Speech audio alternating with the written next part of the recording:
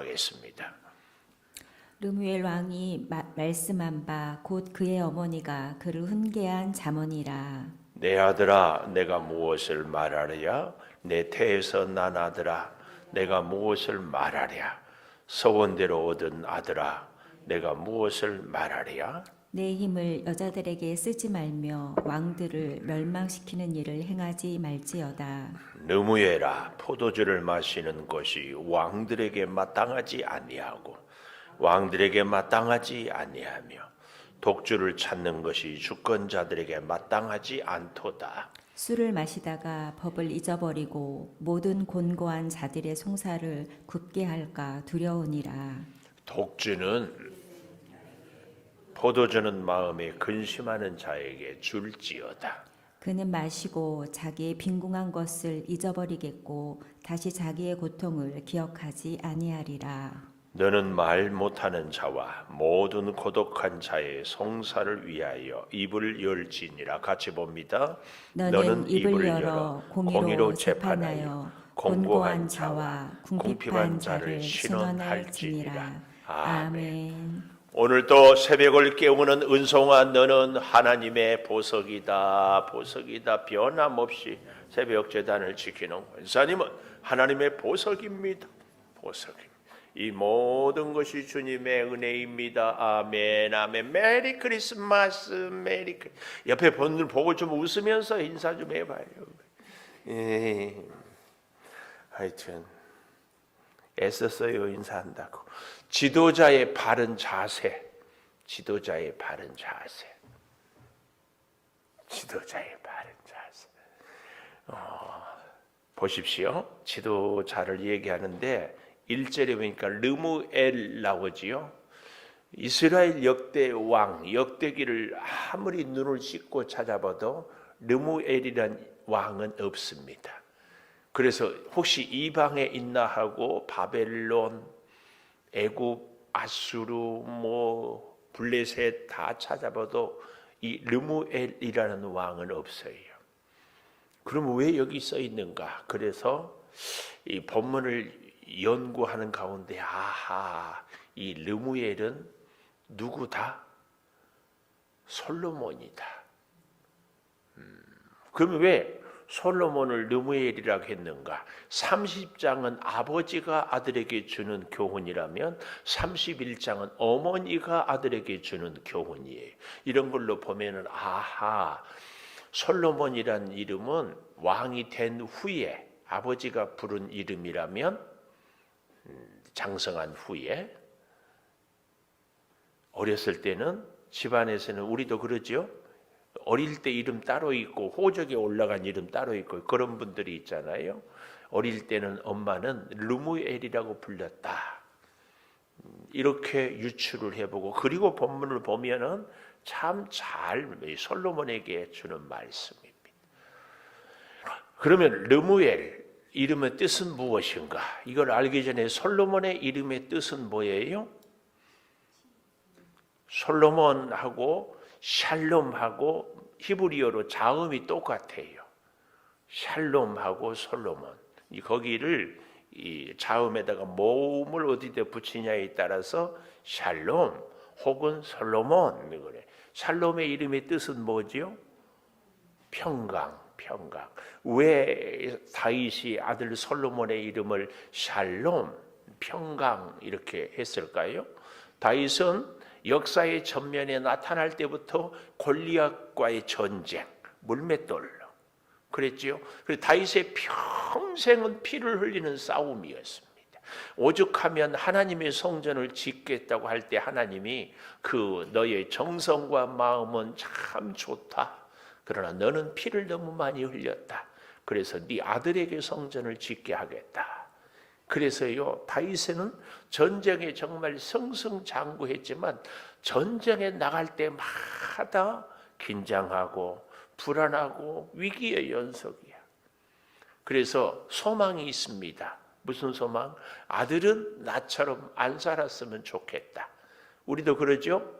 자녀들의 이름을 지을 때 저도 개인적으로 저희 아이 이름을 다스릴 리자를 써서 김리 이렇게 썼어요. 원래는 다스릴 치자, 김치 얼마나 좋아요. 한 번만 들으면 안 잊어버릴 것 같은데 너무 놀림 받을 것 같아서 다른 글자를 쳐요. 그래서 김리라고 그러는데 왜 다스림? 인생을 제가 결혼할 때만 해도 이제 신학교 1학년 우리 저 뒤에 있지만 사모에 고생만 시키고 아이고 하나님. 그래서 우리 아이는 하나님의 뜻을 잘 받들어서 세상 이치를 잘 알아서 인생도 학업도 가정도 앞으로 잘 다스리고 살기를 바란다 그랬습니다. 우리가 자녀의 이름을 지을 때 다 그렇잖아요. 다윗도 솔로몬 평강, 너의 인생은 평강하기를 원한다. 이게 솔로몬이에요. 근데 엄마는 뭐라고 지었다고요? 르무엘. 혹시 솔로몬의 또 다른 이름도 아십니까? 여디디아. 우리 교회에 여디디아 찬양단이 있잖아요. 이 여디디아라는 이름, 이것은 뭐예요? 뜻이 하나님의 사랑받는 자, 여디디아. 그러니까 솔로몬은 르무엘, 여디디아, 솔로몬 이 세 이름으로. 또 그렇다고 해가지고 우리도 이름 셋씩 짓고 그러지 마세요. 그냥. 자, 보십시오. 근데 이 르무엘의 이름의 뜻은 엘 하면 하나님입니다. 르무는 드려진다. 하나님께 드려진 자. 왜 엄마는 어렸을 때 이 솔로몬을 르무엘이라고 지었을까요? 우리가 잘 알죠? 어머니가 누구예요? 밧세바. 성경은 밧세바란 이름보다는 가끔은 우리아의 아내라고 이렇게 예수님의 족보에도 이렇게 올려요. 근데 우리가 잘 아는 것처럼 둘이 죄를 보면서 그만 첫 번째 아이가 태어난 지 일주일 만에 죽잖아요. 둘째 아들이 솔로몬이다? 아들이 둘째 솔로몬이다? 아니다. 하여튼 우리 성경을 좀 찾아보십시다. 역대상 3장 5절.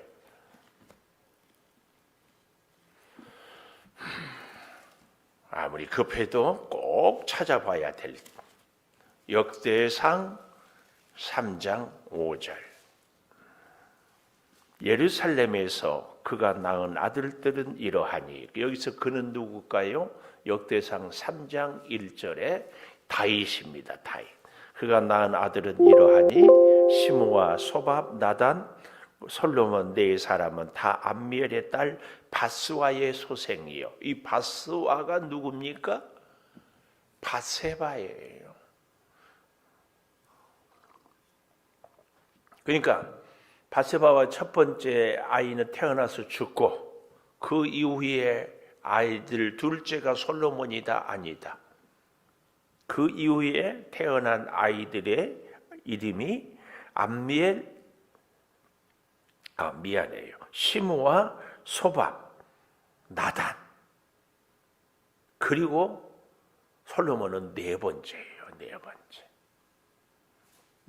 가끔 목사님들 말씀을 듣다 보면은 이 솔로몬을 첫째 아이를 죽고 그 다음이 솔로몬이라고 이렇게 얘기를 하시는 목사님들이 있기도 합니다만은 이 역대상 3장 5절을 근거로 여기서 근데 참 내가 조심스러운 것은 솔로몬을 둘째 아들이라고 설교한다고 해가지고 그 목사님이 성경을 잘 모른다 그러지 마세요.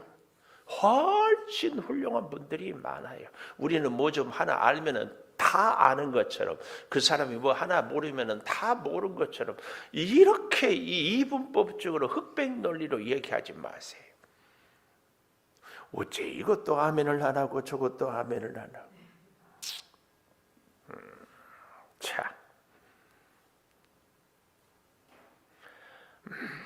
자, 다시 성경을 나중에 찾더라도 이 솔로몬에 대한 이야기를 조금 더 해보겠습니다.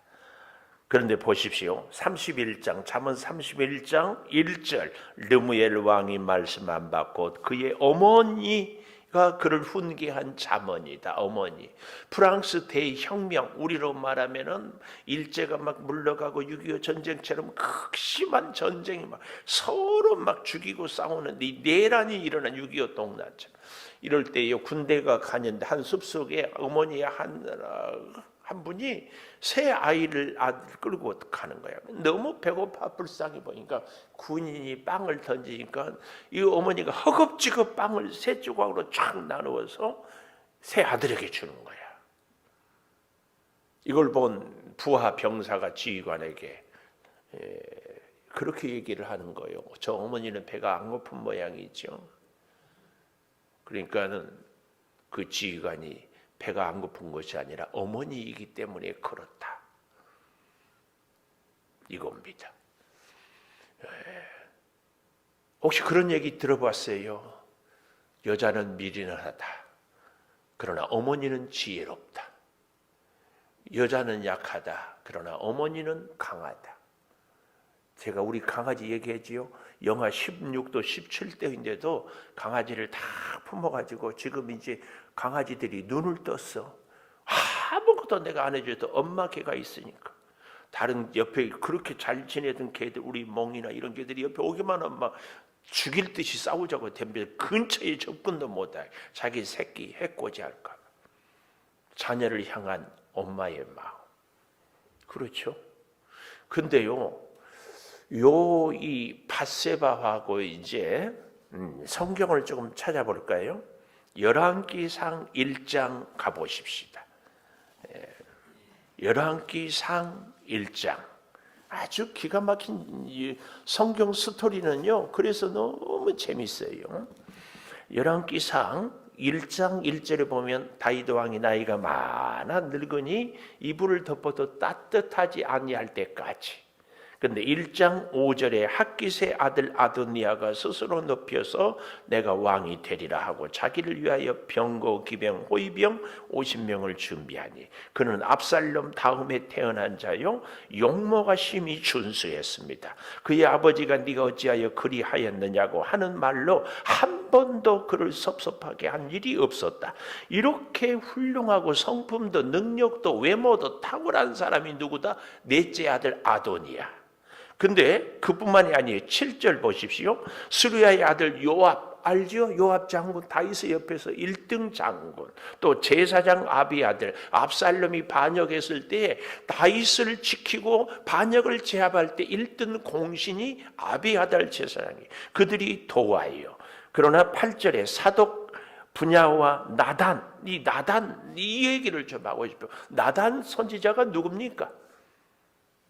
나단은 밧세바가 다윗과 잘못했을 때에 많은 부자, 양이 많은 부자가 자기 양은 잡지 않고 옆에 가난한 집의 양을 뺏어다가 했을 때에 그놈이 누구냐 당장에 처단하라 할 때에 뭐라고 그래요? 당신이 바로 그 사람입니다 했던 사람이 이 나단 선지자예요. 이 나단 선지자가 다윗의 네 번째 아들 아도니아가 이렇게 탁월했거든요. 압살롬이 셋째인데 큰 형 암논을 죽이다가 왜요? 자기 이 같은 배에 다말을 여동생을 욕보이고 못 보게 하니까 그래서 암논 죽고 압살롬은 결국은 반역해서 죽고 둘째 아들은 아비가일이라는 아주 지혜로운 여인의 아들 다니엘이라고 있어요.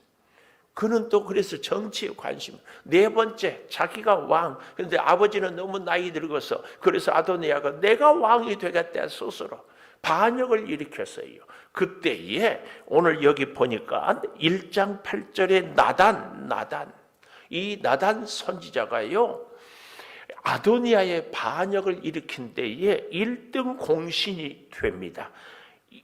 열왕기상 1장 11절 보십시오. 나단이 솔로몬의 어머니 밧세바에게 말하여 핫깃의 아들 아도니아가 왕이 되었음을 듣지 못하였나이까 이렇게 하고 그 지혜를 가르쳐줘요. 그리고 저 뒤에 가보십시오. 열왕기상 1장 22절 밧세바가 왕과 말할 때에 선지자 나단이 들어온지라 이렇게 얘기를 해서 이제 그가 이 반란을 제압하고 솔로몬 왕을 세우는데 1등 역할을 누가 한다? 선지자 나단. 우리는 여기서 교훈을 얻어야 돼요. 무슨 교훈? 나단이 다윗에게 그 잘못을 지적했어요. 그래서 무릎을 꿇고 회개하고 그러나 결국은 그 아이가 죽잖아요. 질문. 다윗이 그렇게 회개하고 금식하고 기도할 때에 밧세바는 뭐 했을까? 윤 장로님 생각해 봤어요? 우리는 그러니까 성경을 볼 때 여기 기록만 보지 말고 잠시 생각을 해보면서 그 다음을 이렇게 볼 필요가 있어요. 오늘은 제가 이 르무엘 한 명, 이 사람만 갖고 설교를 하려고 내가 마음 먹고 왔어요. 솔로몬은 다윗의 밧세바의 사이에 살아있는 아들 중에 첫 번째가 아니고 네 번째다. 그러니까 달리 생각해 보면 그 위에 형들이 왕이 돼야지요. 밧세바의 후손. 다른 여인들의 자식들은 또 많고. 근데 막내 아들이에요, 막내. 이거 우리가 좀 볼 필요가 있어요. 하여튼 밧세바는 다윗이 회개할 때 뭐 했을까? 뭐 했을 것 같아요? 잠퍼자고 있었을까? 그럴 리가 없을 거예요. 아마 같이 간절히 회개하고 하나님께 기도했을 것이다. 그러니까 하나님이 밧세바의 아들 솔로몬을 왕으로 세우지. 그리고 오늘 잠언 31장에 이 주옥 같은 교훈을 할 수 있는 거예요. 그래서 이름이 뭐라고요? 르무엘. 뜻이 뭐라고요? 너는 하나님께 드려진 자다. 너는 하나님께 바쳐진 자다. 그 얘기예요. 그 얘기. 오늘 그런데요, 또 이제 생각해 보면 나단이 다윗을 그렇게 죽일 듯이 단호하게 책망을 했지만 다윗과 밧세바가 돌아서서 회개하니까 누구보다도 다윗 밧세바와 가까운 사람이 누가 됐어요? 나단 선지자가 되는 겁니다. 이게 이렇게 중요해요. 우리는 윤 장로님하고 나하고 친해. 그런데 내가 막 하나님의 뜻대로 안 살아. 그래도 우리 둘이 친하기 때문에 그래도 이 사람 편을 들어. 안 그래요? 이게 우리의 치명적인 실수예요. 하나님의 뜻에 거슬리면은 아무리 가까운 사람도 나단처럼 지적을 하고 돌아섰을 때는 누구도 편에 서지 않지만 철저하게 하나님 편. 우리는요, 모든 삶의 관계의 원칙의 기준이 하나님이 돼야 돼요. 이게 나단입니다, 나단. 그러니까 다윗이 밧세바가 하나님 편에 서니까 나단이 하나님 편에 서서 그래서 결정적인 순간에 가장 도움이 되는 사람이 나단이 돼요. 가장 아픈 곳을 찔렀던 사람이 가장 힘들 때 가장 큰 힘이 되는 겁니다. 이게 필요합니다. 오늘 저와 여러분이 인생에 이런 지혜가 꼭 있어야 할 줄 믿습니다. 그래서 여러분, 우리에게 사람들은 그러지요. 믿음이 없으면 의리라도 있으라고 그러는데 의리를 더 멋지게 사는 것은 믿음으로 꼭 사는 것입니다. 어머니가 훈계를 했는데요. 자, 이제 잠언 31장으로 그래서 와보십시다.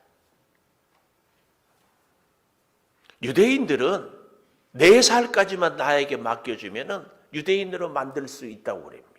가톨릭, 천주교는요, 7살까지만 맡겨두면은 천주교 가톨릭 신자로 만들 수 있다. 근데 여러분, 4살 때까지 얘기가 듣는 것이 생각이 납니까? 하나도 안 나. 저는 하나도 안 나.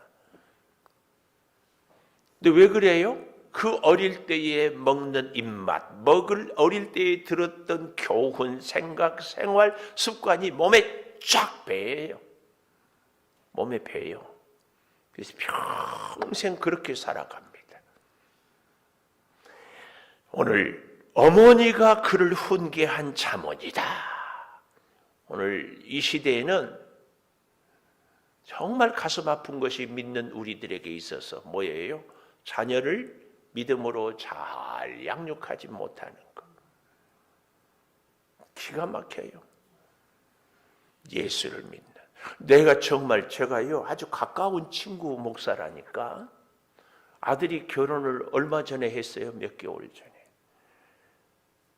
며느리가 예수를 안 믿어. 장로님 애가 불신 결혼하는 것하고 목사 애가 불신 결혼한 것하고 같아요? 달라요? 응? 장로님 대답해봐요. 같은 것 같아요? 다른 것 같아요? 달라? 내가 볼 때는 똑같지. 아니 장로님들이 뭐 할 때는 같이 기름 부은 종이라고 그렇게 알고. 여기 있는 분들도 이제 자녀들 결혼시켰는데 자녀들이 예수 믿고 교회 나오기만 해도 뻑가는 감사를. 그래서 내가 듣고 자녀의 은혜에 감사한다. 자녀들이 믿음 생활만 해줘도 더 바랄 게 없어요. 내가 오늘 또 어떤 우리 교회 분에게 자녀들이 이렇게 교회 오고 그래서 정말 감사한데 안 믿는 자녀들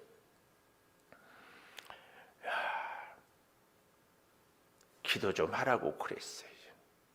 근데 정 안 되면 그래서는 안 되겠지만 그래도 안 되면 쉬어라도 하라고 그랬어요. 하나님 손잡고 우리 아들이 믿음 생활을 잘해야 되는데 엄마가 믿음이 안 좋아서 믿음으로 못 길렸습니다. 하나님 이 세상은 이렇게 힘든데 하나님 도와주지 않으면 못 삽니다. 하나님 쉬어라도 하라고 그랬어요. 그 아들 며느리 손 딱 잡고 두 손이니까 하나님이 이 아들 며느리 믿음으로 자라게 해주시고 나는 감당할 수 없사오니 하나님이 책임져 주시고 건강도 직장도 태의 열매도 허락하여 주시고 그리고는 손잡고 며느라 아들아 고맙다 이렇게 얘기하라고 그랬어요. 르무엘 너는 하나님께 드려진 자다. 여러분요 이게 그렇게 중요합니다. 우리의 사랑하는 자녀들에게 우리도요 아니 목사인 저도 너는 누구냐 여기에 대한 대답이 정확해야 돼요. 사랑하는 자녀들에게 너는 하나님의 자녀다. 오늘 우리도 하나님의 사람이다. 이 대명제가 딱 서 있어야 돼요. 이게 원칙이고 이거 인생의 목적이고 이게 기준이고 이게 가치예요. 우리는 누구라고요? 하나님의 사람이에요. 하나님의 사람은 하나님 없이는 못 살아요. 하나님의 사람은 하나님의 은혜 아니면 안 돼요. 하나님의 사람은 하나님의 힘이 아니면 하나님의 인생의 에너지예요. 하나님의 인생의 능력이에요. 하나님의 인생의 지혜예요. 언제까지 아멘 안 하고 있을 거예요? 기억해야 됩니다.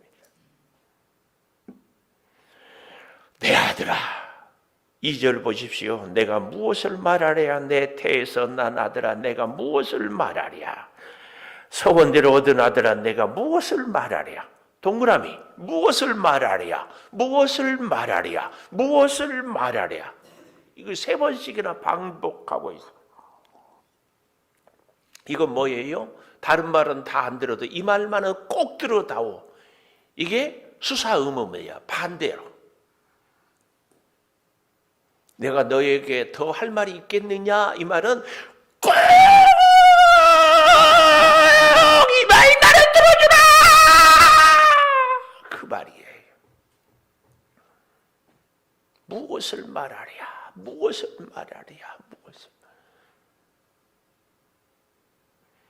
세 가지죠. 3절에 첫째로 내 힘을 여자들에게 쓰지 말고 4절에 보십시오. 느무에라 또 아들 이름을 포도주 마시는 것은 마땅하지 아니하다. 독주는 주권자들에게 찾지 않게 해라. 술을 마시지 말라고. 세 번째로는 9절에 보니까 공의로 재판하라. 이 세 가지. 근데 참 솔로몬의 생애를 보면 참 아이러니해요. 뭐가요?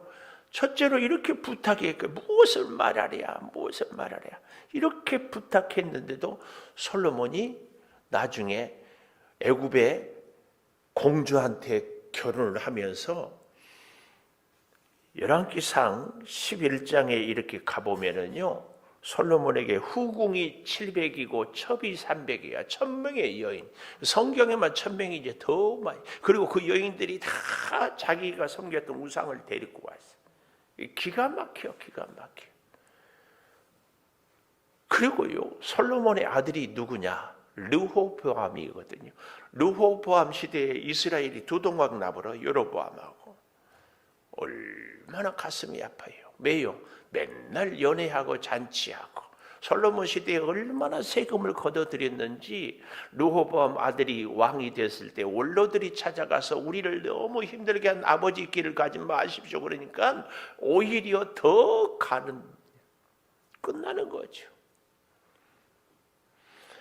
이 솔로몬, 이 르무엘, 이 여디디아가 어머니의 교훈을 잘 들었으면,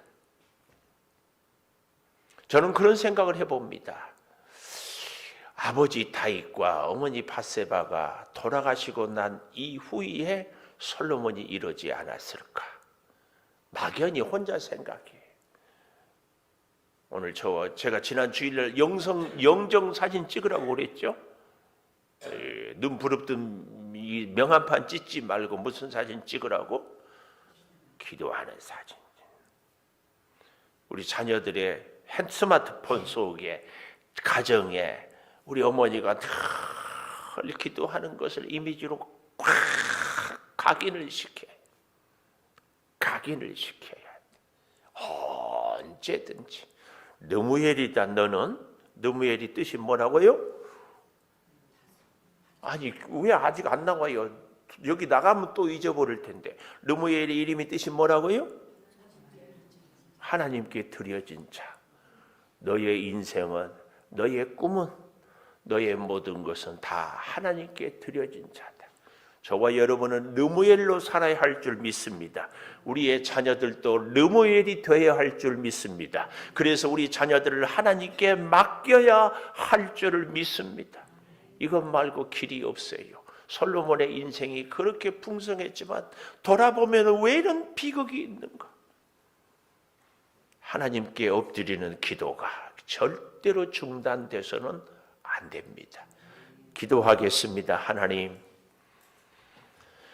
우리의 사랑하는 자녀들이 솔로몬처럼 지혜의 왕일지라도, 행여 풍성한 은혜를 받았을지라도 그의 말년이 비극으로 끝나는 이런 아픔이 없도록 주여, 기도하고 간구하고 엎드리오니 평생의 르무엘로 하나님께 드려진 자로 우리의 자녀도 살게 도와 주시옵소서. 지금은 우리 주 예수 그리스도의 은혜와 아버지 하나님의 무한하신 사랑과 성령의 감동하심이 영원토록 함께 하시옵기를 간절히 축원하옵나이다. 아멘. 기도하십시오.